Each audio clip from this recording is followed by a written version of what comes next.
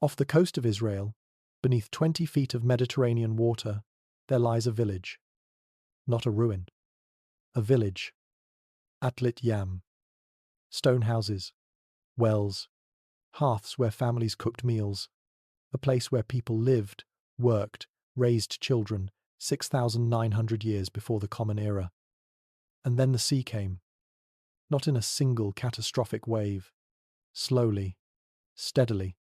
The shoreline crept inland, year by year, generation by generation, until one day the wells filled with salt water and the village became a memory beneath the waves.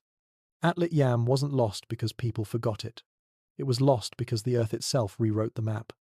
And here's the question that should keep us awake, or perhaps gently ease us into sleep with wonder. What if Atlit Yam is only the most recent chapter? What if it's just the last fragment we can still see of a much longer story? If you enjoy these stories with interesting theories, don't forget to subscribe to the channel. There are many more fascinating stories waiting for us to discover together. Before you drift off tonight, I'm curious, drop a comment with where you're listening from and what time it is for you right now. I wonder how many time zones we're spanning as we travel together into deep time. Now, close your eyes and relax your mind. We're about to begin our exciting journey of discovery in this story. Let me be clear about what this is. This isn't a documentary claiming hidden truths. It's not a conspiracy. It's a thought experiment, built on something very real. The Earth has cycles. Ice ages come and go. Sea levels rise and fall by hundreds of feet. Rivers change course. Volcanoes bury entire regions under ash. Coastlines that were dry land for millennia disappear under waves in the span of a few human lifetimes. And here's what we know for certain. Humans have been behaviorally modern, fully us, in all the ways that matter, for at least 100,000 years. Maybe longer. So, if the Earth has been rewriting its surface over and over, and if humans were here, adapting, building, organizing, what didn't survive? Not because it was magic, not because it was impossibly advanced, but simply because stone sinks, wood rots, rivers bury, glaciers grind, and the ocean is patient. Tonight, we're going to walk through 8 windows in time. 8 moments when the climate was just right, or just wrong, for something to rise and then vanish. 8 possibilities. I'm not claiming these civilizations existed. I'm asking, if they did, what would we see? What would be left? And perhaps more importantly, if we can lose entire communities under 20 feet of water in just a few thousand years, what does that say about how fragile the traces of the past really are? This is speculative history. Informed speculation, grounded in geology, climate science, and the stubborn patterns we see in myths across cultures. But speculation nonetheless. So let's be honest with each other. Let's wonder together. Let's imagine what the Earth might be hiding, not in secret vaults, but simply beneath the weight of time. Take a breath, and let's step through the first doorway. Chapter 1. The Timeline Map. Imagine time as a hallway, a very long hallway, stretching back into darkness. And along this hallway, there are doors, not many, just 8 that we can see. 8 moments when the Earth's climate opened a window, brief by geological standards, an eternity by human ones, where something could take root. We're going to walk past each door, slowly, and I'll tell you what world waited on the other side. The first door opens onto a world most of us have never imagined. 129,000 years ago, the Eemian Interglacial. The Earth was warmer than today. Sea levels were higher, perhaps 20 feet higher. Coastlines stretched in places we've never seen them. Hippos swam in the Thames. Forests grew across what we now call tundra. And humans were there. Anatomically modern. Behaviorally sophisticated. If you stood on those ancient shores, the ocean would have been calm. Warm. Rich with fish. And the beaches, they're not beaches anymore. They're continental shelf, drowned under centuries of rising seas when the ice returned. This was a world that lasted 10,000 years, and then the cold came back, and the shoreline walked away, taking with it anything built near the water's edge.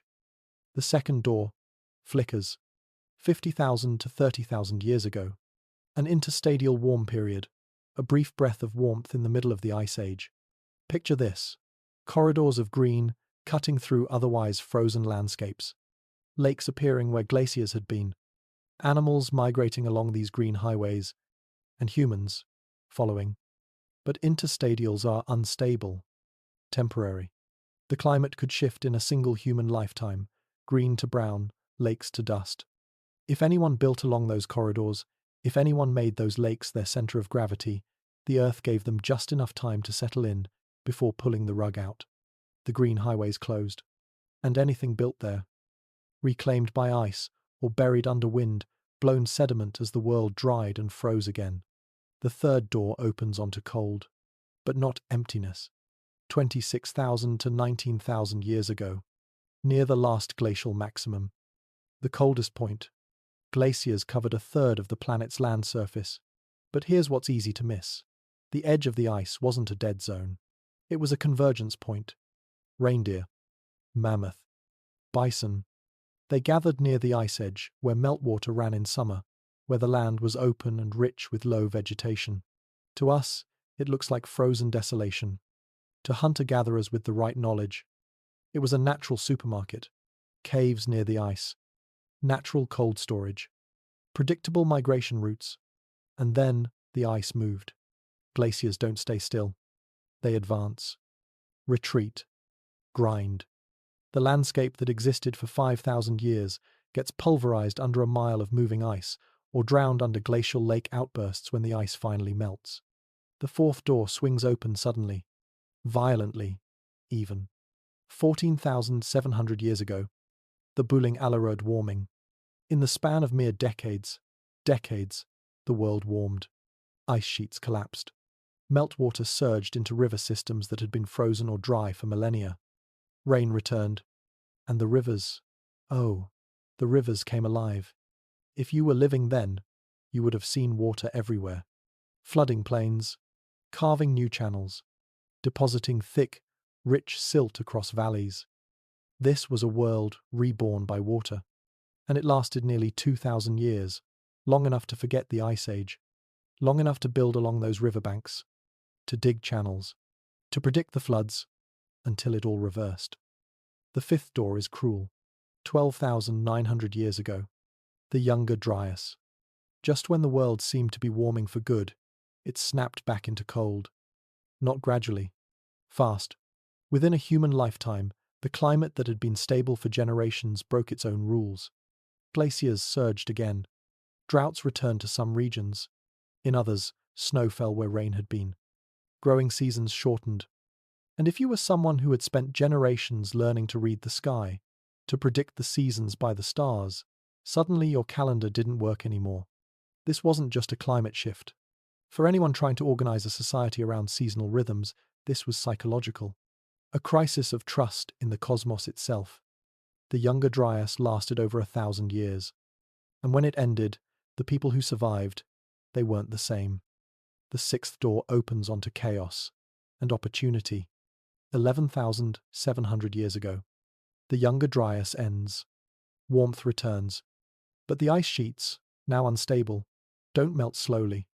They collapse. Sea levels rise faster than at any point in human history. Not inches per century. Feet per century. In some places, entire coastlines vanish within 3 or 4 generations. If your ancestors had lived on the coastal plain for 1,000 years, if your ports, your fishing villages, your trade networks were all built on what you thought was permanent shoreline, you would have watched the sea devour your world. Islands became isolated. Harbors went underwater. Navigation charts drawn by your grandparents, meaningless. The ocean was rewriting the map faster than oral tradition could keep up. The seventh door opens onto the warmest world humans had seen in 100,000 years. 9,000 to 5,000 years ago. The Holocene thermal maximum. Temperatures peaked several degrees warmer than today in many regions. Forests crept north into Siberia. The Sahara. We'll come back to the Sahara. This was a stable world. Warm. Predictable. Long enough for experimentation. Long enough for people to stop moving every season and start thinking in terms of permanence. But warmth is not forever.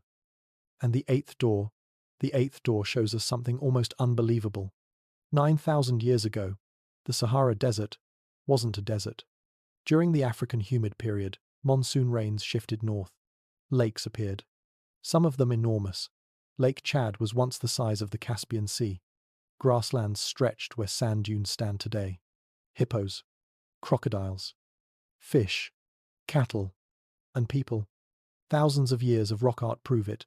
Boats, herds, human figures dancing near water that no longer exists. The Sahara was green, lush, habitable, a vast expanse of possibility. And then, the rains moved south again. Slowly at first, then faster. By 6,000 years ago, the lakes were drying. By 5,000, the desert had returned. Anyone living there had two choices: migrate or watch their world turn to dust.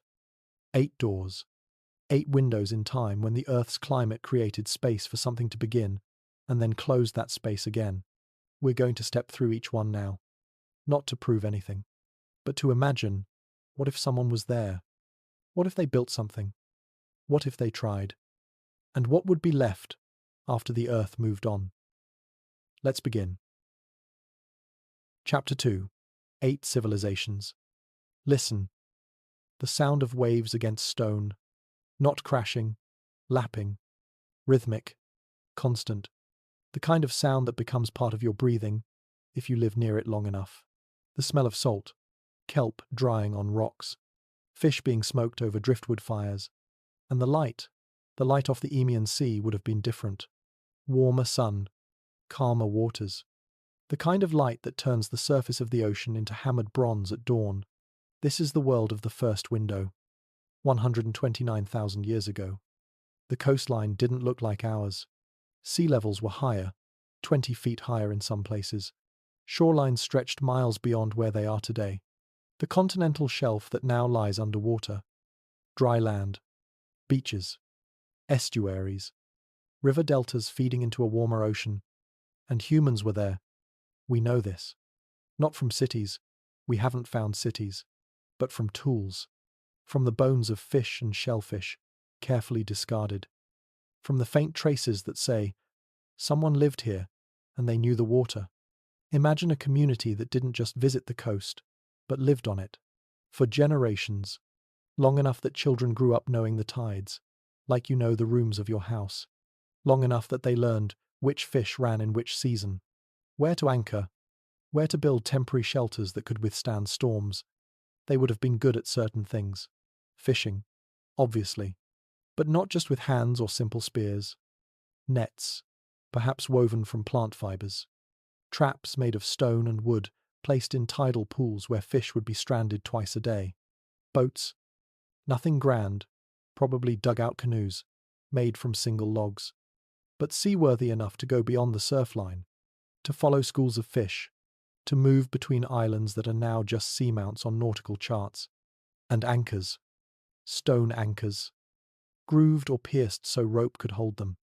Dozens of examples have been found in the Mediterranean, in the Atlantic, along coastlines that are now far inland or deep underwater. Some of them are old, very old.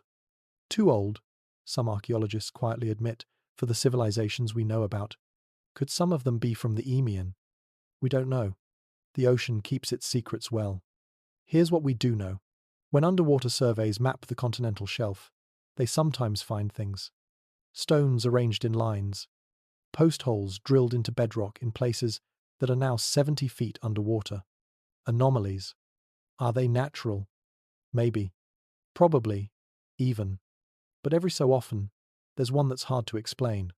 A stone that's the wrong type for the local geology. A groove that's too regular.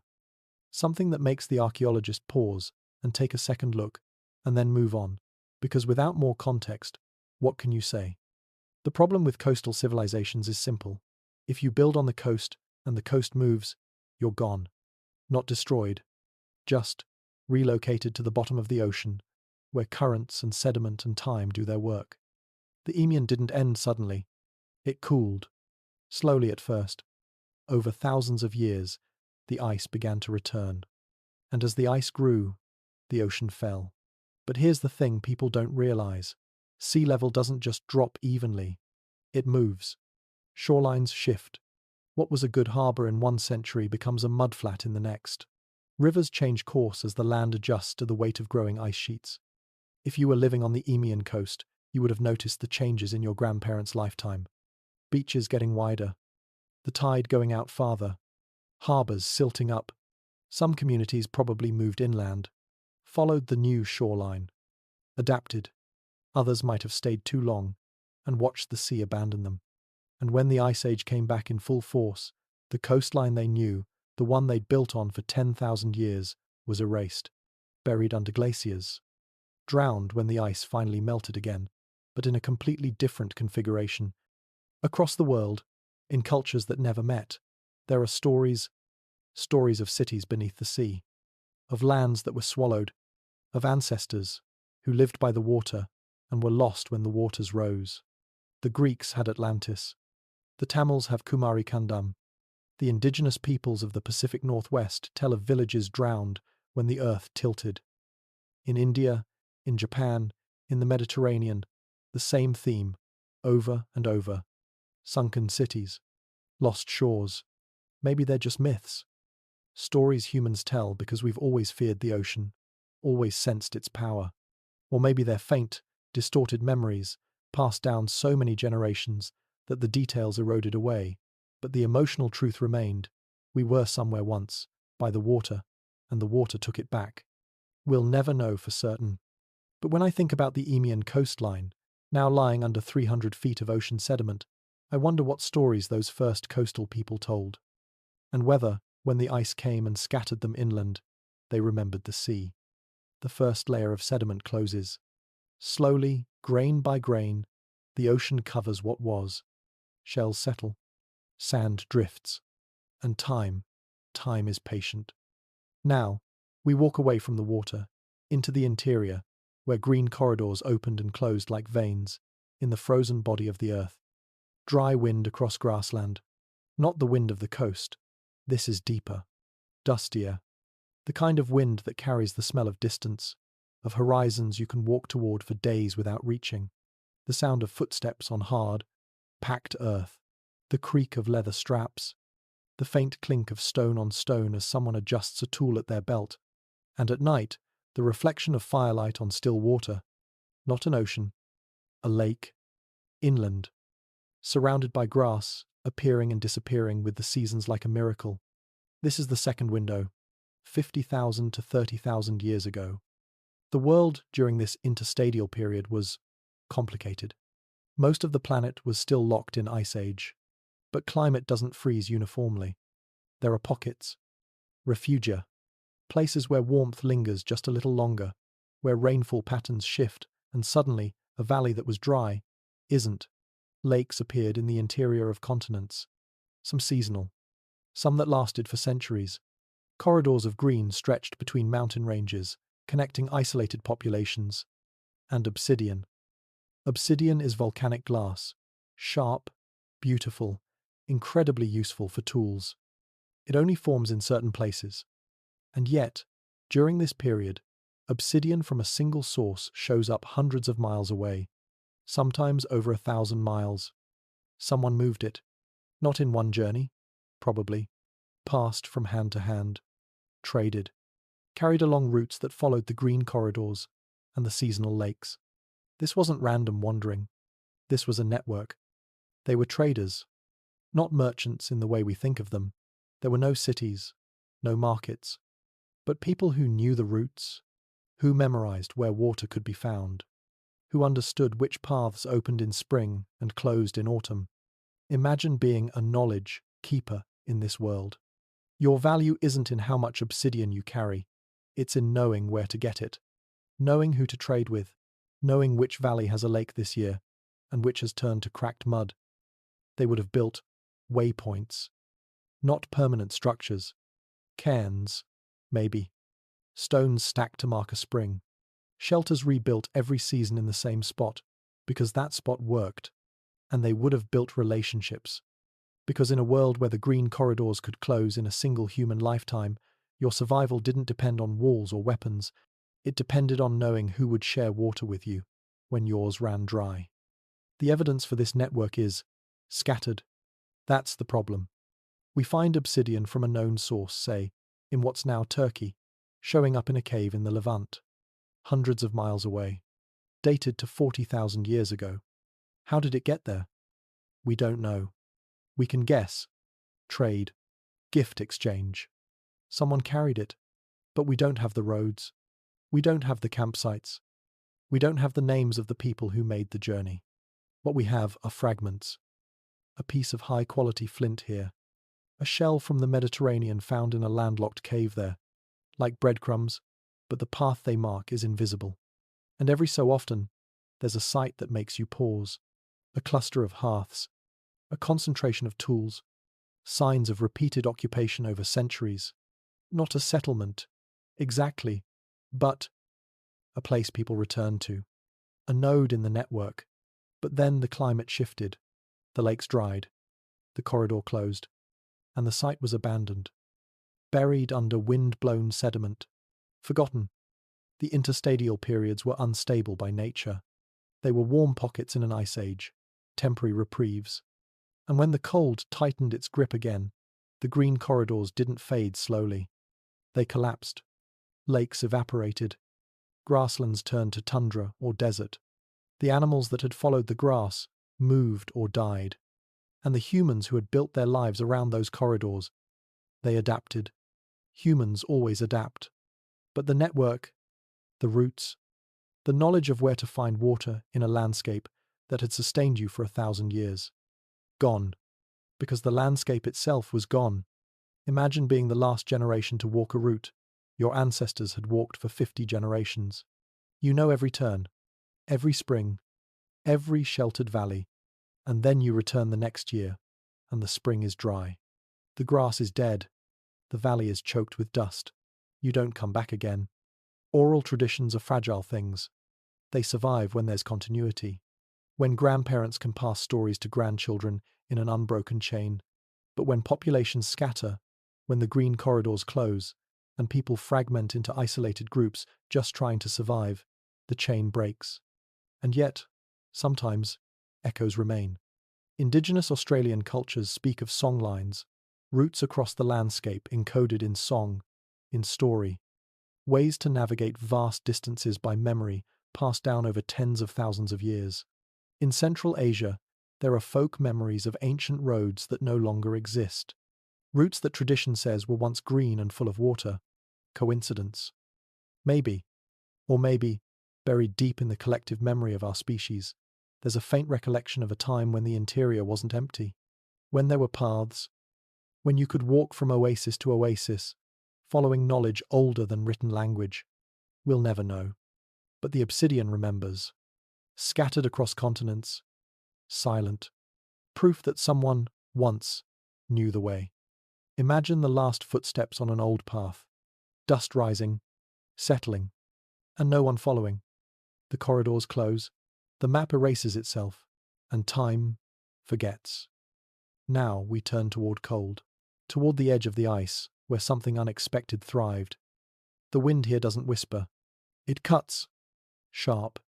Constant. The kind of cold that finds every gap in your clothing, every moment of inattention.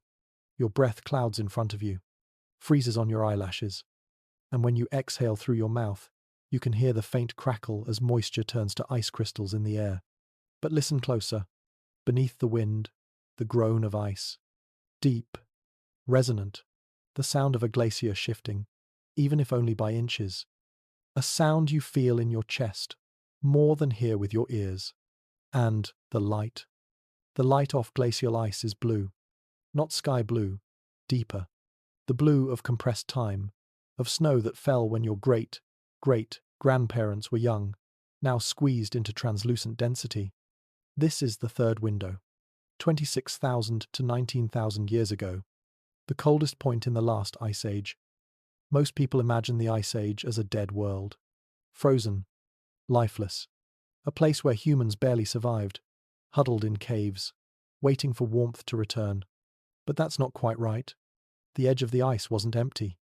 It was concentrated. Think about it. Where does a glacier melt?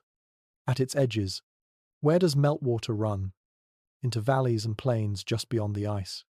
Where does that water go? It creates rivers, wetlands. In summer, lush patches of grass and low shrubs. And where there's grass, there are animals. Reindeer, massive herds, following the melt line north in summer, south in winter. Mammoth, bison, horses, animals that could survive on tough, cold, adapted vegetation. To us, looking at a reconstructed map of the Ice Age, the glacial edge looks like a hostile fringe. To a skilled hunter-gatherer culture, it was a natural supermarket, a place where prey was predictable, where migration routes could be learned and passed down, where the ice itself became a tool, natural cold storage that would keep meat fresh for months.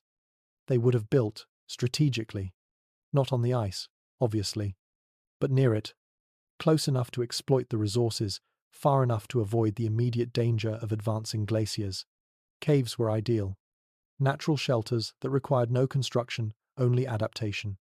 Some caves near former glacial edges show evidence of repeated occupation over thousands of years. Layers of hearths, tools, bones. But here's what's interesting. Some of these sites show signs of organization. Storage pits. Stones arranged to divide space. Sleeping areas, working areas, food storage. Even rudimentary walls built across cave mouths to block wind while allowing smoke to escape. This wasn't just survival. This was architecture. And outside the caves, seasonal camps along migration routes, places to intercept herds, places to process meat and hides in bulk when the herds pass through. Logistics, planning. Cooperation on a scale that required more than just a family group. It required coordination between multiple groups over territory spanning hundreds of miles. The problem with glacial archaeology is simple. Glaciers move. Even after they retreat, they don't leave things as they were. They grind, scour, pulverize. Bedrock that was exposed during the Ice Age is now covered with glacial till, unsorted sediment, boulders mixed with clay, dumped chaotically as the ice melted. Anything built directly in the path of an advancing glacier, gone. Not buried, obliterated, but around the edges. Sometimes we find things.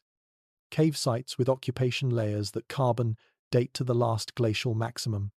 Tools made from stone that had to be carried from sources 50, even 100 miles away, meaning someone made that journey repeatedly, even in the coldest millennia. And there are anomalies. Patterns in the landscape that show up on ground-penetrating radar.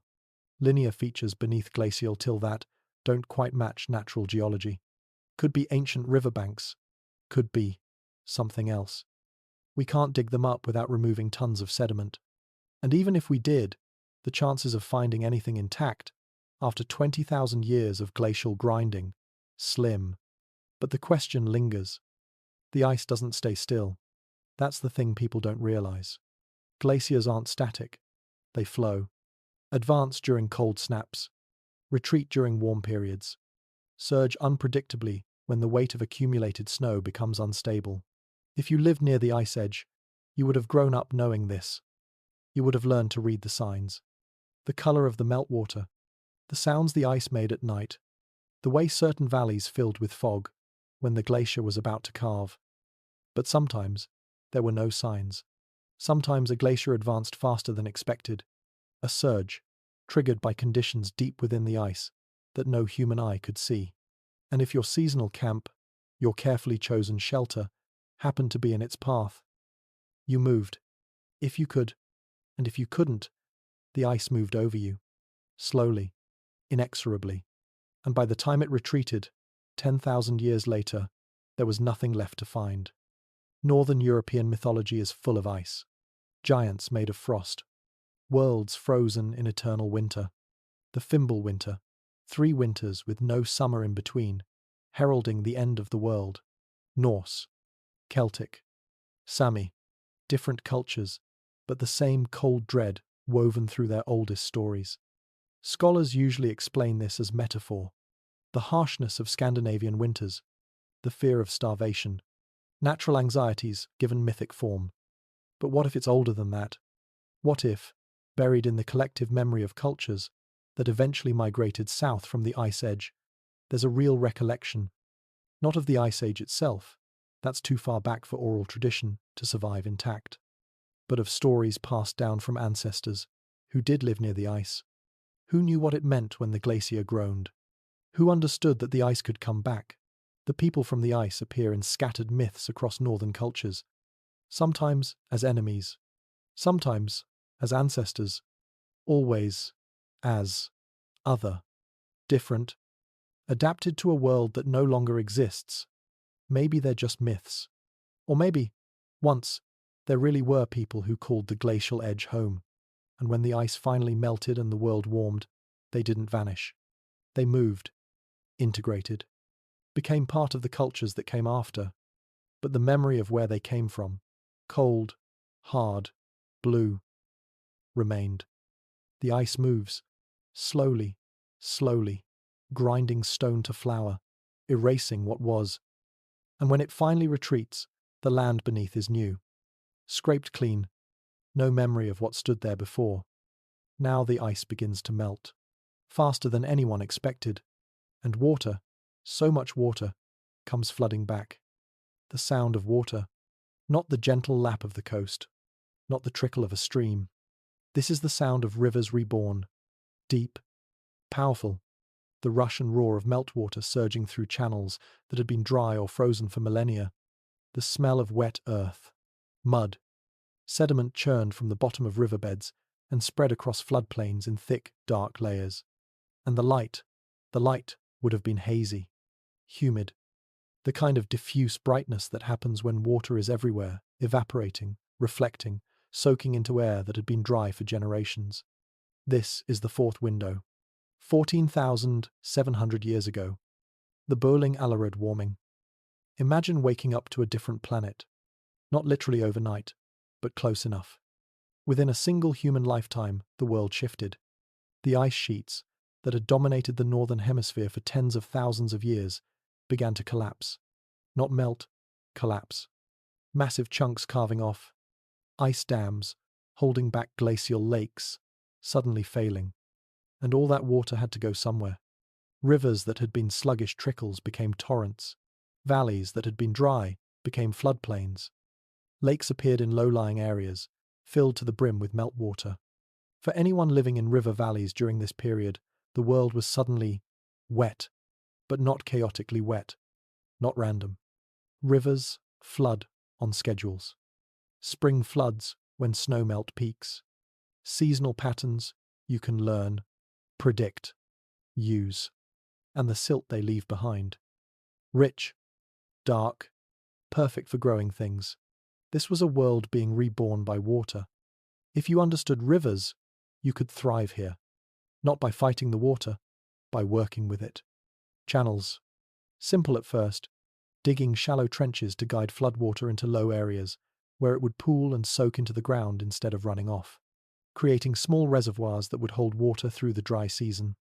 Earthen dikes, low ridges of soil and stone, built to protect living areas from the worst of the spring floods, while still allowing controlled flooding of fields.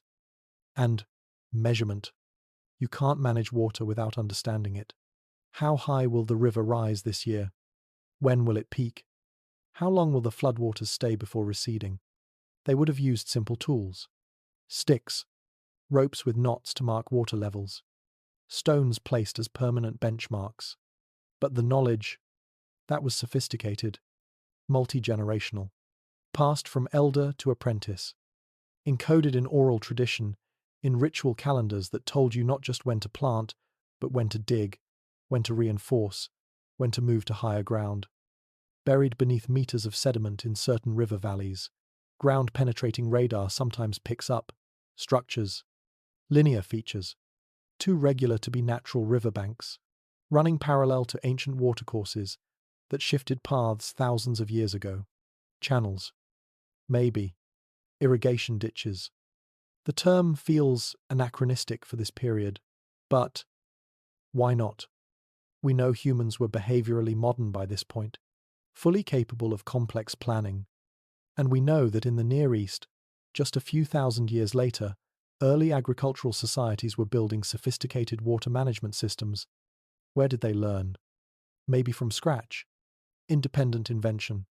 Or maybe the knowledge was older, passed down from ancestors who had managed rivers during the Bölling Road when the world was wetter, and the skill meant survival. The problem is the sediment. When rivers flood repeatedly over thousands of years, they bury their own history. Layer upon layer of silt. What was once ground level becomes 10 feet down, 20 feet down. Anything built from wood, reeds, earth, the materials you would use for water management, degrades, collapses, blends into the sediment layers until it's invisible. We can see hints, traces, anomalies in the soil composition, but we can't see the people. The Bölling Road lasted nearly 2,000 years, long enough to forget the Ice Age, long enough for multiple generations to build lives around the assumption that this was normal, that rivers would always run full, that floods would always come on schedule. And then, the Younger Dryas. Climate doesn't always change gradually. Sometimes it snaps. Within decades, the warming reversed. Glaciers surged again. Rainfall patterns shifted. Some rivers dried up. Others became erratic, flooding unpredictably or not at all.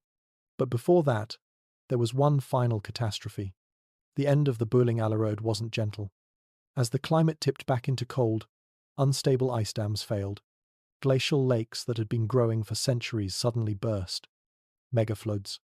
Walls of water carrying icebergs, boulders, entire forests ripped from their roots. Floods so massive they carved new valleys in bedrock. Floods that would have been visible from space if anyone had been watching. If you were living in a river valley, when one of these floods came, you didn't survive. Not at ground zero. And everything you'd built, the channels, the dikes, the careful knowledge of water, was buried under meters of glacial outwash. Gravel, sand, clay, deposited in hours. The landscape was reset. And when the survivors returned, if they returned, the rivers had changed course. Flood myths are universal. Every culture has them. Mesopotamia, China, India, Greece, indigenous Americas, Australia. The details vary. The names change, but the structure is the same. Water came, the world was destroyed, only a few survived. Scholars usually attribute this to the fact that humans live near water. Rivers flood.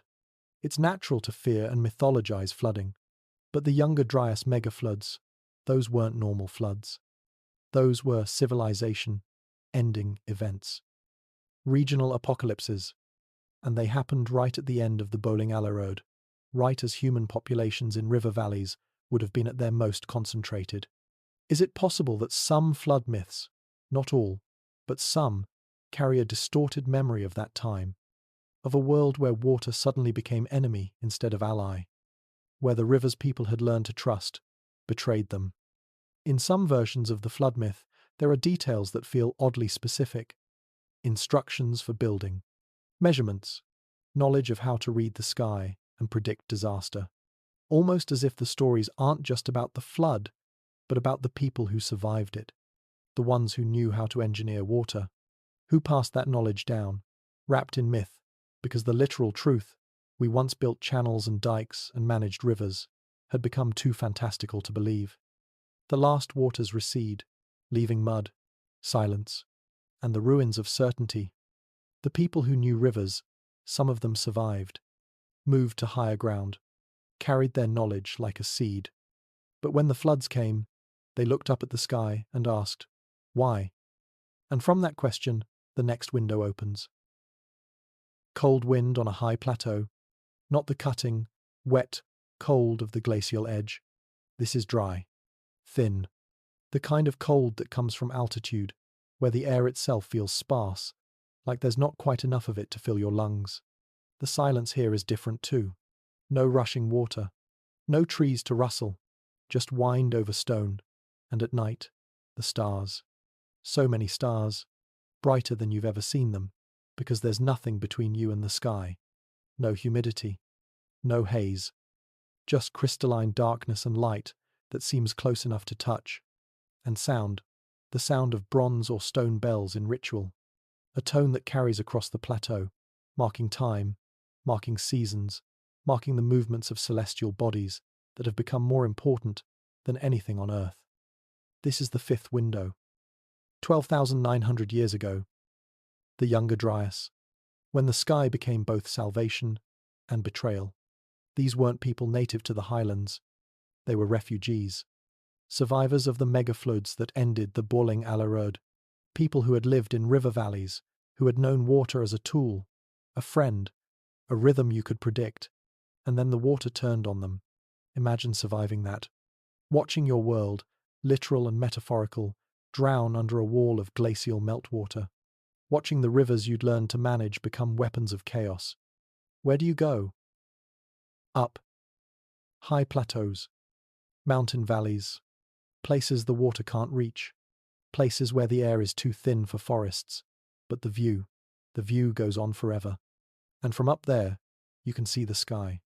When you've lost faith in the earth, in rivers that betray, in land that floods, you look for something more stable, something predictable, something that doesn't change. The stars don't flood. The moon doesn't surge. The sun rises, always, even when everything else fails. And so they became watchers. Observatories. Not in the modern sense. No domes, no telescopes, but structures oriented to the sky. Stone circles. Cairns placed on ridgelines to mark the rising and setting points of the sun at solstices. Notches carved in rock faces to frame the moon at specific phases. And calendars. Not written, oral, ritual, encoded in ceremony that repeated year after year, tying human activity to celestial cycles. When does the sun reach its northernmost point? That's when you prepare for summer hunting. When do the Pleiades rise just before dawn? That's when you move to lower elevations before winter storms arrive. They built knowledge. Multi-generational. The kind that requires someone to watch, to remember, to teach the next generation not just what to do, but when. And why it mattered. Because in the Younger Dryas world, getting the timing wrong could mean death. Winters were harsh. Summers were short. The window for gathering food, for hunting migrating animals, for preparing shelter, narrow. The sky became their guide, their clock, their oracle. There are sites around the world where stones align with celestial events. Stonehenge is the famous one, but there are hundreds of others. Across Europe, Asia, the Americas, some of them date to the Younger Dryas period, or shortly after. Now, here's the difficult thing, proving intentionality. If you place a stone on a ridgeline, it will point somewhere. If you arrange enough stones, some of them will inevitably align with the sun at solstice, or the moon at its extreme positions, just by chance. So, when archaeoastronomers find a site where stones seem to mark the summer solstice sunrise, is that design? Or coincidence? Usually, we can't tell for certain. But every so often, there's a site where the alignments are multiple, redundant, where stones mark not just one celestial event but several, with a precision that would be very unlikely to happen by accident. And those sites, they make you wonder, especially the ones that show signs of repeated use. Ritual deposits, layers of ash from fires lit at the same spot, year after year, for centuries. Someone was watching the sky, carefully, consistently. Why? The Younger Dryas was cruel in a specific way. It wasn't just cold. It was unstable. Climate during this period didn't settle into a new normal. It fluctuated, wildly, decade to decade, sometimes year to year. Temperatures would swing. Rainfall patterns would shift. If you were trying to predict the seasons by the sky, it started to fail. The stars did what they always did. The sun rose and set on schedule. But the connection between celestial events and earthly weather, the assumptions you'd built your calendar on, broke down. The summer solstice came, but the warm weather didn't. The autumn rains you expected when certain stars rose didn't arrive, or arrived too early, or too late. Your calendar said it was time to move to lower elevations for winter. But when you got there, the snow had already started, or hadn't started at all. This wasn't a technological failure. This was a crisis of meaning. If the sky, the one thing you trusted after the rivers failed, stopped working as a guide, what did you have left? Imagine being the elder responsible for keeping the calendar, for telling your people when to move, when to hunt, when to prepare, and you're wrong. Again and again. Not because you miscalculated, but because the world itself has become unpredictable. How long before people stop listening? How long before the rituals feel empty? How long before someone says, maybe the sky, watchers don't know anymore? Societies don't always collapse from external disaster. Sometimes they collapse from internal erosion, from loss of confidence in the systems that hold them together. The sky priests of the Younger Dryas, they didn't vanish because of a flood or a war. They lost their authority, slowly, as the climate chaos made their predictions unreliable, as the younger generations began to question whether the old knowledge still worked. And when the Younger Dryas finally ended, when the climate stabilized again around 11,700 years ago, the people who survived weren't organized around sky, watching anymore. They were scattered, diffused, moving into the valleys that were warming and greening again, integrating with other groups, trying new strategies. The knowledge didn't die completely. Some of it survived. Astronomical observations, calendar, making, but stripped of its ritual significance. Practical now, not sacred. The priests who had once held their communities together by reading the heavens, they became just people, storytellers, elders with memories no one quite believed anymore. There's a category of myth that appears in scattered cultures. Stories about priests or wise ones, who lost the stars, who could no longer read the will of the heavens, whose prophecies began to fail. In some versions, it's portrayed as punishment, the gods withdrawing their favor. In others, it's more ambiguous. The knowledge was there, but the world changed, and the knowledge didn't fit anymore. Central Asian oral traditions sometimes speak of the time when the sky went wrong, when the seasons stopped following the old patterns. Andean myths describe a period when the sun forgot its path, not literally, but in the sense that the connection between solar movements and agricultural cycles broke. Are these memories of the Younger Dryas? We can't prove it. Oral tradition doesn't carbon date. But the Younger Dryas was recent enough, just 12,000 years ago, that it's not impossible. Especially if the stories were encoded in ritual, in seasonal ceremonies that repeated year after year, embedding the memory deeper than casual storytelling ever could. And if there really were communities during the Younger Dryas who built their entire social structure around celestial observation, who made the sky their foundation after the earth betrayed them? Then, watch that foundation crack as the climate became too chaotic to predict. That kind of trauma leaves marks. Not in stone, in story. When the heavens no longer answer, when the calendar lies, what do you trust? The sky priests didn't disappear. They came down from the plateaus, rejoined the world below. And below, the ice was finally retreating. The seas were rising. And islands were vanishing. The creak of wood, not the crack of breaking, the groan of working. Hull timbers flexing as a boat rides ocean swell. The rhythmic complaint of joints and joints, water, swollen wood rubbing against itself with each wave. The smell of pitch, pine resin, heated and smeared along seams to keep water out, mixed with salt spray and the faint sourness of bilge water that collects in the bottom of every boat, no matter how well built. And at night, the stars reflected on black water. Not still water like a lake. Moving. Breathing. The ocean at night is alive in a way that's hard to explain if you've never been offshore. Each star doubled, once in the sky, once dancing on the surface below. Navigation by starlight. Direction by memory. This is the sixth window. 11,700 to 9,500 years ago. When the ice retreated and the ocean came roaring back. The end of the Younger Dryas happened fast. Not geologically fast, humanly fast. Within a few generations, temperatures rose, ice sheets collapsed, and the meltwater, sea levels rose approximately 400 feet over the next few thousand years. That number is almost impossible to grasp. 400 feet, 40 stories. The height of a tall building, added to ocean levels globally. Not evenly, not slowly. In pulses. Meltwater pulse events when ice dams failed and glacial lakes dumped into the ocean in massive surges. If you were living on the coast during the early Holocene, The shoreline you knew as a child would be underwater by the time you were old. Islands that had been hilltops on coastal plains became true islands, cut off as the plains submerged. Harbours built by your grandparents drowned. The world map was being redrawn in real time.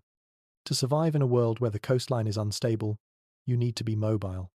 Not nomadic in the land sense, maritime nomadic. Boats, not canoes for rivers, but seaworthy vessels, capable of carrying families, trade goods, enough supplies to survive a multi-day voyage, and navigation knowledge. You can't just follow the coast when the coast keeps changing. You need to navigate by stars, by ocean currents, by the flight patterns of seabirds that tell you land is near even when you can't see it yet. This knowledge is sophisticated. It requires generational learning. Sky maps memorized, current patterns understood, seasonal wind shifts predicted, and it requires networks. If you're maritime focused, your wealth isn't land, it's connections. Knowing which islands have fresh water, which communities will trade obsidian for shells, which harbors are safe during storm season. You build relationships across water, not walls on land. Evidence suggests there were trading networks during this period spanning hundreds of miles of open ocean. Obsidian from Melos showing up in mainland Greece. Shells from the Red Sea found in the Levantine interior. Someone was moving these things. By boat. Regularly. Underwater archaeology is hard. Most of the early Holocene coastline is now under 30 to 100 feet of water, covered in sediment, scoured by currents. But when surveys do map the submerged continental shelf, there are anomalies. Sonar sometimes picks up linear features on the seabed, too regular to be natural rock formations, arranged in patterns that suggest something, stone alignments. Possible. Anchoring points for boats or fishing weirs. Maybe. Harbour structures that were built when sea level was lower and then submerged as it rose. That's the most likely explanation. The problem is verification. To excavate underwater takes specialized equipment, trained divers, funding, and even when you do excavate, organic materials, wood, rope, anything that would tell you this was definitely built by humans, rarely survive. What survives is stone. And stone, when you find it alone, is ambiguous. A line of rocks on the seafloor. Is that a collapsed wall? Or just a natural bedrock ridge? A circular arrangement of stones. Is that the foundation of a structure? Or stones that happen to settle that way as sediment eroded? We can see the hints, but we can't always read them. Rising sea levels were one threat, but they weren't the only one. The early Holocene was also a period of tectonic instability. As the weight of glacial ice was removed from northern continents, the Earth's crust adjusted, rebounded, shifted. Earthquakes, undersea landslides, and in coastal areas, tsunamis. If you've built your entire society around maritime trade, if your harbours, your boats, your stored goods are all at sea level, a tsunami doesn't just kill people. It destroys infrastructure, wipes out the accumulated knowledge of where to find safe anchorage, erases the maps you'd built in memory and story. One event could fragment a network that had taken centuries to establish, and then the rising sea finishes the job. The islands you used to hop between, now they're farther apart. Some of them, gone entirely, submerged. The trade routes that worked when sea level was 50 feet lower, they don't work anymore. The distances are too great. The currents have changed. The harbours are underwater. You can adapt, move to new islands, establish new routes. But if the change happens faster than you can adapt, if tsunamis keep coming, if earthquakes keep reshaping the coastline, if the rising water keeps forcing you to abandon site after site, eventually the network breaks. Communities become isolated, knowledge fragments, and the maritime culture that once spanned hundreds of miles of open water shrinks, retreats, becomes local again. Atlantis. Everyone knows the story. Plato's account of an island civilization, advanced and prosperous, that sank beneath the waves in a single day and night. Most scholars treat it as allegory, a philosophical thought experiment, not real history. But here's the thing about Atlantis. it's not alone. Cultures around the world have similar myths. Islands or coastal lands that were swallowed by the sea. Japan has Ryugujo. India has Kumari Kandam. The indigenous peoples of the Pacific Northwest tell of villages drowned when the earth shook and the sea rose. Wales has Cantra Gwaelod. Ireland has High Brazil. Different names, different details, but the same core. There was land, there were people, the ocean took it. Are these memories? Not of Atlantis specifically. Plato's Atlantis is fiction. But of the real process of post-glacial sea level rise. Of islands and coastal plains that genuinely did vanish underwater during the early Holocene. Oral traditions can preserve surprising details over thousands of years, especially when encoded in ritual and song. Australian Aboriginal stories describe coastlines that were submerged over 7,000 years ago, and those descriptions match the archaeological evidence. Could some of the sunken land myths be similar? Distorted, mythologized memories passed down from ancestors who watched the ocean advance. Who lost islands, harbours, entire communities to rising water? We can't prove it. But when I think about the early Holocene coastlines, now lying under 100 feet of water, and I think about the maritime cultures that would have thrived there, then been forced to abandon everything as the sea rose. The myths don't seem quite so impossible anymore. The last boat leaves an island that won't exist tomorrow. Oars dip, water swirls, and behind, the tide rises. The ocean remembers, even when we forget. Now, we turn inland, to a place where the impossible happened, where a desert bloomed. The call of waterbirds, egrets, herons, the harsh croak of ibis rising from reed beds, sounds that don't belong in the Sahara, but once did. The smell of wet grass drying in afternoon sun, dust on the wind, yes, but dust mixed with pollen, with the green scent of vegetation, with smoke from dung fires, because where there's grass, there are herds, and where there are herds, there are people. And the light over Saharan grassland would have been extraordinary, golden, the same quality of light you see in East Africa today, that particular honey, coloured glow that comes from sun filtered through high-altitude air and reflected off endless open space. This is the seventh window, 9,000 to 6,000 years ago, the African humid period, when the desert wasn't. This wasn't marginal greening, patches of vegetation clinging to survival. This was transformation. The Sahara, during the African humid period, supported lakes, massive lakes. Lake Chad at its peak was the size of the Caspian Sea. Lake Mega Chad, as researchers call it. There were rivers, permanent watercourses flowing through what is now absolute desert. Crocodiles, hippos, fish species that today only exist hundreds of miles to the south. Grasslands, not lush jungle savanna. Open country with seasonal grasses, acacia trees, enough vegetation to support wild cattle, antelope, gazelle. This lasted for thousands of years. Long enough for people to forget it was ever different. Long enough for cultures to develop that were entirely adapted to this green Sahara. Pastoralists, herders, communities organized around seasonal movement between wet season pastures and dry season refuges near permanent water, and they left evidence. Rock art, thousands of sites across the Sahara showing cattle, boats, human figures in elaborate clothing, scenes of hunting, dancing, daily life. These aren't primitive scratches. Some of them are sophisticated, detailed, beautiful. People thrived here. They built around water, not just practically, ritually. In a landscape where water is the difference between life and death, it becomes sacred.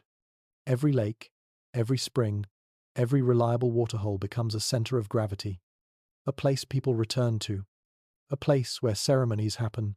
Some of the rock art sites cluster around ancient lake shores, placed deliberately where approaching herds would see them, where people gathering water would pass them. Messages, markers, territory claims, maybe, or religious sites, or both.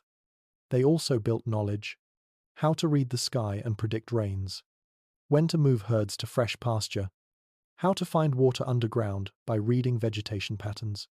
and they built networks, trade connections across the Sahara, east to west, using routes that followed the lakes and rivers.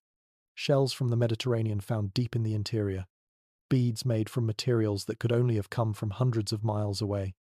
The Sahara wasn't a barrier during the African humid period. It was a highway. The rock art is undeniable. Thousands of images, dated through style, through weathering patterns, through occasional organic materials found in association that can be carbon dated. The oldest layers show wild animals, savanna species. The middle layers show cattle, domesticated, herded. The latest layers show a shift, more camels, fewer cattle, adaptation to increasing dryness. You can read the climate change in the art itself. And beneath the sand, when the wind erodes it away, or when ground-penetrating radar scans beneath it, there are traces. Ancient lake beds, river channels, now dry, but still visible in the landscape if you know what to look for. Settlements. That's harder to prove. The Sahara is harsh on preservation. Wind erosion, sand burial. Anything built from organic materials is long gone.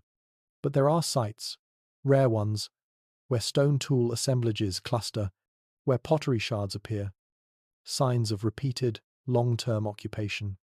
Were these villages, towns? We can't say for certain. The evidence is fragmentary. But it's there. Enough to tell us. People weren't just passing through the Green Sahara. They lived there. For generations.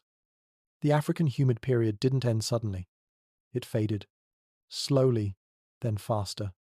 The monsoons that had brought rain to the Sahara shifted south. Climate scientists still debate exactly why. Orbital changes, vegetation feedbacks, ocean current shifts. Probably all three. But the result was clear. The rains became unreliable.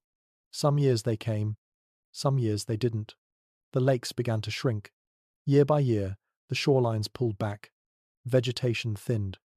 Waterholes that had been permanent for centuries dried up. If you were a pastoralist living through this transition, you would have tried to adapt, moving more frequently, following the retreating water, concentrating around the last reliable sources. But there's a tipping point. When the rains stop entirely, when the last lakes evaporate, when the grass dies and doesn't come back, you leave. North toward the Mediterranean, south toward the Sudan, east toward the Nile. And you take your cattle, your knowledge, your stories. But you leave the rock art, the stone tools, the traces of a world that once was. By 5,000 years ago, the Sahara was essentially desert. The transformation was complete, and the people who had lived there for millennia were gone. North African cultures, Berber, Tuareg, ancient Egyptian, all have traditions about a time when the western desert was green. Not metaphorically, literally green. Stories about ancestors who herded cattle where now there is only sand, about lakes that dried up, about forced migrations when the rains stopped. For a long time, Western scholars dismissed these as myth. Then the rock art was rediscovered, dated, studied, and the geological evidence confirmed it. The Sahara was green. The oral traditions were right. This raises an interesting question.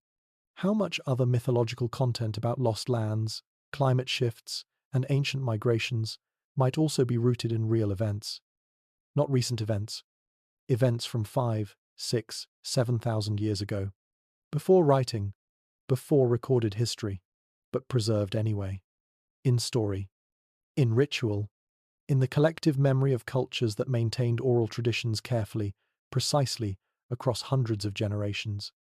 The Green Sahara isn't myth. It happened. And the people who lived there, they didn't vanish into nowhere. They became the ancestors of cultures we know, carrying their knowledge, their stories, their memory of a time when the desert bloomed. The grass withers, the lakes shrink to memory.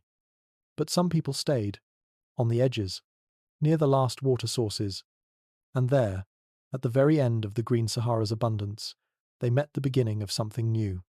The sound of stone on stone, not fighting, working, the patient tap, tap, tap of shaping. Carving, someone with a stone chisel, working limestone or basalt, hour after hour, creating not a tool but something else. A symbol, A pattern, a message, the smell of smoke, but not from a simple cooking fire. This is thicker, resinous, ritual smoke, cedar or juniper, burned in quantities that suggest ceremony, not practicality. And the light flickering on carved walls, firelight catching in the grooves of symbols no one alive today can fully read. Patterns that meant something once, deeply, enough that people spent lifetimes creating them. This is the eighth window, 9,000 to 6,000 years ago, overlapping with the green Sahara, overlapping with the last gasps of the old world and the first stirrings of the new. The bridge. They lived at a cusp. Behind them, tens of thousands of years of hunter-gatherer existence. Mobile, adaptable, following game, following seasons, carrying everything they owned. Ahead of them, agriculture, permanent settlements, the rise of what we call civilization, Sumer, Egypt, the Indus Valley. But they were neither, or both. They were the transitional people, the ones who started experimenting, settling in places rich enough to stay for generations, building structures too large to abandon easily. Göbekli Tepe in Turkey is the most famous example, dated to around 9,500 years ago, before agriculture, before pottery, before metal, and yet, massive stone pillars, carved with animals, with abstract symbols, arranged in circles, structures that would have required hundreds of people working together, planning, organizing, feeding workers who weren't hunting or gathering but building. This isn't primitive. This is monumental, ritual, intentional, and it's not alone. Sites across the Levant, Anatolia, parts of the Sahara, show similar patterns. Large-scale communal building, symbolic systems, evidence of knowledge being preserved and transmitted. They built knowledge systems, not writing, not yet, but symbolic languages, geometric patterns, animal figures, abstract designs that appear repeatedly across sites, suggesting shared meaning. They built monuments, places that required returning to, places that anchored identity, and they built social structures. To create something like Göbekli Tepe requires more than just labor. It requires leadership, consensus, the ability to coordinate large groups over long periods, to feed people who aren't contributing to immediate survival needs because they're busy carving pillars. That's sophisticated organization. Some archaeologists are hesitant to call it civilization because it lacks cities, lacks writing, lacks the markers we traditionally use. But it's not simple, either. It's something in between. Complex hunter-gatherer societies. Sedentary, but not fully agricultural. Monumental, but not urban. Transitional. Göbekli Tepe shows us what's possible. Monumental ritual architecture. Organized labor. Symbolic systems. It doesn't show us advanced lost civilization in the way popular theories sometimes claim. What it shows is, humans at this period were capable of far more complexity than we once assumed hunter-gatherers could manage. The traditional narrative was, agriculture comes first, then surplus food, then leisure time, then art and religion and monuments. Göbekli Tepe flips that. Monumentality came first. Ritual organization. Communal effort. Agriculture might have come later, partly because feeding the people, building these sites, required more reliable food sources than hunting could provide. This is new thinking. Uncomfortable for some archaeologists because it challenges old models, but it's based on solid evidence. Carbon dates, stratigraphy, tool assemblages, no wheat or barley cultivation at the earliest levels. Just wild grains, wild game. And yet, complexity, artistry, social organization at a level we didn't think existed before agriculture. So when we talk about the last precursor civilization, we're not talking about Atlantean super technology. We're talking about this. Societies sophisticated enough to create monumental architecture, to develop symbolic systems, to organize labor, to maintain oral traditions of astounding depth. Societies that existed before the agricultural revolution, before cities, and whose knowledge didn't die. Here's the crucial difference. The previous 7 civilizations in our thought experiment ended. Climate changed, water rose, ice ground, floods came, and they were scattered or buried. But the eighth window, the people in the eighth window didn't vanish. They transformed. As the climate continued to stabilize in the early Holocene, as the wild wheat and barley growing near their monumental sites became more abundant, someone, probably many someones, across different regions, figured out, we can plant this, control it, stay near it year-round. Agriculture emerged. And when it did, the people who already knew how to organize labor, who already had ritual centers, who already had knowledge systems for tracking seasons and coordinating community efforts, they had a head start. They became the elders of the early agricultural communities, the knowledge keepers, the ones who knew how to build, how to organize, how to read the sky. In Sumerian mythology, there are stories about the Apkallu, the seven sages who came before the flood and taught humanity the arts of civilization. In Egyptian tradition, there are the followers of Horus, semi-mythical ancestors who brought knowledge. Are these literal history? No. But are they echoes of real knowledge transfer? Of people from pre-agricultural complex societies passing skills to the first agricultural ones? Maybe. Because the transition wasn't instant. For centuries, even millennia, both systems coexisted. Hunter, gatherer, monumentalists living near early farmers. Trading. Intermarrying. Sharing knowledge. The eighth civilization didn't end. It blended. Dissolved. Became part of what came next. Foundation myths across early civilizations share a strange pattern. They don't claim to have invented everything from scratch. Instead, they talk about teachers, ancestors, beings, sometimes divine, sometimes just the ones who came before, who taught them how to build, how to measure, how to track the stars, how to organize ritual. Western scholarship often interprets this as gods or mythology. But what if it's cultural memory? Not of gods, of real people. The precursor societies, the ones who built Göbekli Tepe and sites like it, who developed sophisticated knowledge systems before agriculture. When those societies transitioned into agricultural ones, their elders, the ritual specialists, the builders, the knowledge keepers, wouldn't have disappeared. They would have been respected, sought out, their knowledge preserved. Not in writing, not yet, but in apprenticeship, in ritual, in the careful passing of knowledge from elder to student across generations. And eventually, when writing did emerge, those oral traditions became foundation myths, distorted, mythologized, the human teachers becoming divine ones. But underneath, maybe a memory. Of the ones who knew before, they didn't vanish, they didn't need to. They walked into the new world, carried their knowledge like seeds, planted it in fertile ground. And it grew, changed, became something else. The eighth civilization didn't die, it became us. Or at least, part of us. The thread unbroken, from deep time to recorded history. Chapter 3. The Pattern Hunters. We've walked through 8 windows now. 8 possibilities. 8 moments when the Earth's climate opened a door and then closed it. But here's the question that should be sitting with you right now, gently, as you settle deeper into wherever you're listening from. How do we know any of this? Not the climate data. That's solid. Ice cores don't lie. Sediment layers tell stories in mineral and pollen. But the people, the civilizations we've imagined tonight, how would we ever know if they were real?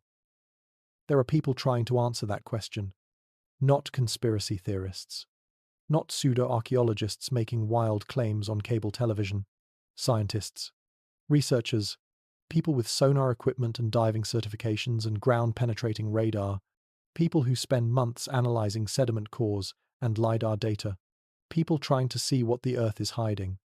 And every so often, they find something that makes them pause. Remember Atlit Yam, the village we started with. It wasn't found by accident. Israeli archaeologists were surveying the seafloor off the coast, using sonar, following hints from ancient texts that mentioned settlements that went under the waves. And there it was. Stone houses. Wells. A ring of stones that might have been a ritual site or a fish trap, we're still not certain, preserved because the sea covered it quickly, gently, before erosion could destroy everything. Atlit Yam is dated to around 9,000 years ago, relatively recent, but it proves something important. Coastal communities can vanish underwater and remain intact enough to recognize if the conditions are right. Now imagine going back farther, 15,000 years, 20,000, 50,000. The coastlines from those periods are now under 100, 200, sometimes 300 feet of water, covered in sediment, scoured by currents. Could anything survive that? Probably not much, but maybe pieces. Stone doesn't rot. Carefully arranged stones, anchors, foundations, breakwaters could theoretically survive. Buried under sediment, yes. Shifted by currents, yes, but not completely erased. And modern technology is getting better at finding them. Side-scan sonar can map the seafloor in extraordinary detail. Autonomous underwater vehicles can survey areas too deep or dangerous for human divers. Every year, new sites are found. Most of them turn out to be natural. Rock formations that look artificial but aren't, but not all of them. In 2001, there was a claim that made headlines. Underwater structures in the Gulf of Khumbat, off the coast of India. Sonar images showing what appeared to be geometric patterns, dredged samples, pieces of wood that carbon dated to 9,000 years old. The media ran with it. Lost civilization found. Older than Sumer, and then archaeologists took a closer look. The problem wasn't the age of the wood. Carbon dating works. The wood was genuinely old. The problem was context. The wood was collected by dredging, scooping sediment from the seafloor. That tells you the wood is in that area. It doesn't tell you the wood is part of a structure. Rivers dump wood into the ocean all the time. Driftwood gets buried in sediment. You can carbon date it, and it will give you a perfectly accurate age for when the tree died, not for when a structure was built. And the geometric patterns on sonar, when you actually survey the site carefully, they're less clear than the initial images suggested. They might be natural bedrock ridges. They might be nothing. This is why archaeology is hard, and why responsible archaeologists say, we need more data. We need controlled excavation.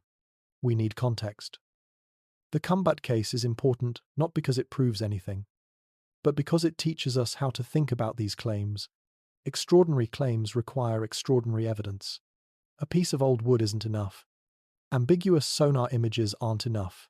You need clear, unambiguous evidence of human modification. You need stratigraphy showing the relationship between finds. You need multiple lines of evidence that all point the same direction. And we don't have that. Not for Khumbat. Not yet, anyway. Does that mean there's nothing there? Not necessarily. It means we don't know. And in science, we don't know is an acceptable answer. But sometimes, technology gives us breakthroughs we didn't expect. LiDAR, light detection and ranging. Essentially, laser scanning from aircraft. It can see through jungle canopy, through forest cover, mapping the ground beneath vegetation that would take decades to clear by hand. And it has revealed so much. In the Amazon, vast earthworks, geometric patterns, mounds, evidence of landscape modification on a scale that completely changes our understanding of pre-Columbian population density. In Cambodia, Angkor Wat was known, but LiDAR showed it was just the ceremonial center of an enormous urban complex. Roads, canals, neighborhoods stretching for miles. In Central America, Maya cities appearing where we thought there was only jungle. LiDAR doesn't find lost civilizations in the sensational sense. It finds forgotten complexity in civilizations we already knew about. But it shows us something crucial. The Earth is very, very good at hiding things. A city can vanish under vegetation in just a few centuries. Structures that took generations to build, invisible from the ground. Forgotten until someone scans it with the right tool. What if we could scan the ocean floor with the same resolution? We can't. Not yet. Water blocks LiDAR, and the ocean is vast. But the technology is improving, slowly. And every so often, when funding allows, When researchers get access to deep ocean survey equipment, they find things that make them pause. Not proof. Not yet. But anomalies worth investigating. Ice cores are time machines. Drill down into Antarctic or Greenland ice, and you're pulling up snow that fell 50, 100, even 800,000 years ago. Trapped in that ice. Air bubbles. Pollen. Volcanic ash. Dust. A record of what the atmosphere was like. What was growing? What was burning? And when you analyze those cores, the climate changes we've talked about tonight aren't speculation. They're documented. The Younger Dryas cold snap, the Balling Alarurd warming, the African humid period, the Eemian Interglacial. All there. In the ice. Measurable. Precise. We know the climate shifted rapidly. We know sea levels changed by hundreds of feet. We know the Sahara was green. Those aren't hypotheticals. What we don't know, can't know from ice cores alone, is what humans were doing during those periods. Climate data tells us when the windows opened. Archaeology tries to tell us if anyone walked through. And then there are the popularizers. Authors like Graham Hancock, Robert Schoch, people who ask big, provocative questions. What if there were advanced civilizations before the last ice age? What if the Sphinx is older than we think? What if mainstream archaeology is missing something huge? These questions captivate people, millions of readers. Successful documentaries, a whole genre of alternative history. And here's the thing, some of the questions are worth asking. Mainstream archaeology has been wrong before. It's been slow to accept new evidence, resistant to paradigm shifts. Göbekli Tepe is a perfect example. 30 years ago, if you'd suggested hunter-gatherers built monumental stone temples before inventing agriculture, you would have been laughed out of the room. Now it's accepted fact. So the impulse to question, to push boundaries, to wonder if we're missing something, that's valid. But there's a tension. Archaeologists, professional ones, worry about pseudoscience. They worry that speculative theories, presented without sufficient evidence, can mislead the public, can oversimplify complex histories, can, in some cases, erase or diminish the actual achievements of indigenous cultures by attributing their monuments to lost advanced civilizations instead of to the people who actually built them. That's a real concern, a serious one, and it's why the academic response to alternative history is often harsh. But here's where I think the middle ground is. We can acknowledge that mainstream archaeology doesn't have all the answers. We can be curious about anomalies, about gaps in the record, about evidence that doesn't fit neatly into existing models. And we can do that while still insisting on rigorous standards of evidence, while respecting the cultures whose pasts we're examining, while being honest about what we know versus what we're speculating about. Tonight, we've been speculating, clearly, openly. We've asked, what if? What could have been? We haven't claimed proof. We haven't said, this is what happened. We've imagined possibilities, based on real climate data, real patterns in mythology, real gaps in the archaeological record. And that's okay, as long as we're honest about what we're doing. Here's what we actually know. The Earth has cycles. Ice ages come and go. Climates shift, sometimes rapidly. Humans have been behaviorally modern for at least 100,000 years, capable of art, symbolic thought, complex planning. Coastlines have changed dramatically. Hundreds of feet of sea level rise. Entire landscapes drowned. And yet, the archaeological record from the deep past is sparse, not because nothing happened, but because preservation is hard, because we've only surveyed a tiny fraction of the submerged continental shelf, because glaciers destroy evidence, because rivers bury it. We're piecing together a puzzle with most of the pieces missing, and every so often we find a new piece. Göbekli Tepe, Atlit Yam, the extent of Amazonian earthworks, the true scale of Angkor. Each discovery changes the picture slightly, not by proving lost advanced civilizations, but by revealing complexity we didn't expect, sophistication earlier than we thought, people doing remarkable things with the tools and knowledge available to them. Maybe that's the real story.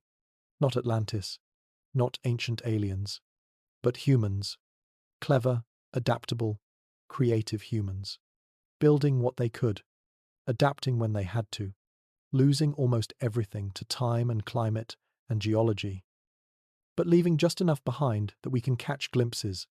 If we look carefully, if we use the right tools, if we're willing to admit how much we still don't know, the pattern hunters are still out there, surveying, scanning, diving, drilling, looking for the next piece of the puzzle, and maybe, one day, they'll find something that changes everything.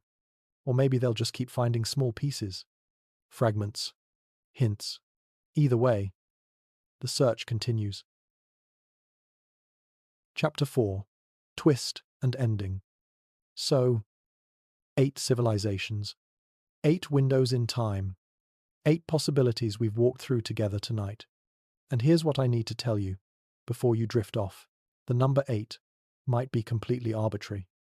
It's a good number for storytelling, enough to feel comprehensive, few enough to track. 8 has weight, resonance. But the truth, there could have been 3, or 12, or none at all. We genuinely don't know. The climate windows are real. The Eemian happened. The Younger Dryas happened. The Green Sahara happened. Those aren't speculation. But whether anyone built anything significant during those windows, whether communities organized beyond what we've already found, whether any of them left traces we just haven't discovered yet, that's the question we can't answer. Maybe we never will. And I think that's okay. Because what we've really been talking about tonight isn't proof. It's possibility. The possibility that the past is deeper, stranger, more layered than we can fully access. The possibility that absence of evidence isn't always evidence of absence. Sometimes it's just evidence that the Earth is very good at recycling. Here's what we know for certain. The Earth rewrites its surface. Constantly. Patiently. Sea levels rise and fall by hundreds of feet. Ice grinds and buries.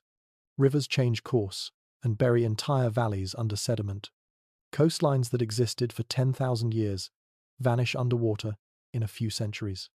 Forests reclaim clearings in decades. And time is the most thorough eraser of all. So when we ask, were there lost civilizations? We're really asking, how much of the past is permanently lost? And the answer is, probably a lot. Not because of conspiracy, not because anyone hid it, simply because the planet moves on, and we, fragile, temporary, building with wood and earth and stone, we leave traces that don't last. The 8 civilizations we imagined tonight, they're a framework, a way of thinking about deep time, about what could have been possible in the gaps we can't see. Not truth, not fiction. Speculation, informed by science, tempered by honesty about what we don't know. And maybe that's enough. Because here's the thing that should comfort you, or unsettle you, or both, as you close your eyes tonight. We are not immune. One day, maybe in 1,000 years, maybe in 10,000, we will be the mystery. Our cities, our roads, our data centers and satellites and all the clever things we've built, they'll degrade, corrode, collapse. The ocean will rise again, or fall, and coastlines will shift. Rivers will change course. And some future archaeologist, standing where New York or Shanghai or Mumbai once stood, will find fragments, anomalies in the sediment, strange materials they can't quite place. And they'll wonder, who were these people? What did they know? What were they trying to do? They might get it wrong. They might overestimate us, call us more advanced than we were, or underestimate us, miss the complexity because so much has eroded away. They might find one of our buildings and argue about whether it was natural or artificial. They might carbon date a piece of our plastic and debate whether it proves a lost civilization or is just contamination. And somewhere in their future, someone like me might make a documentary, imagining us, speculating about what we believed, what we built, how we lived, getting some of it right, getting a lot of it wrong, because the Earth will have moved on, and we will be layers in the sediment, whispers in the stone. So tonight, as you settle in, as your breathing slows and your mind begins to wander, think about this. Somewhere beneath the Mediterranean, there are stones that once marked a harbour. Somewhere beneath the Sahara, there are lake beds that once reflected stars. Somewhere under Greenland ice, there might be valleys where people once lived, laughed, raised children, told stories. And somewhere far in the future, beneath whatever the Earth becomes next, we'll be there too, waiting for someone to remember. The cities rest beneath the waves, beneath the sand, beneath the ice. Not gone, just sleeping. Like you. Good night.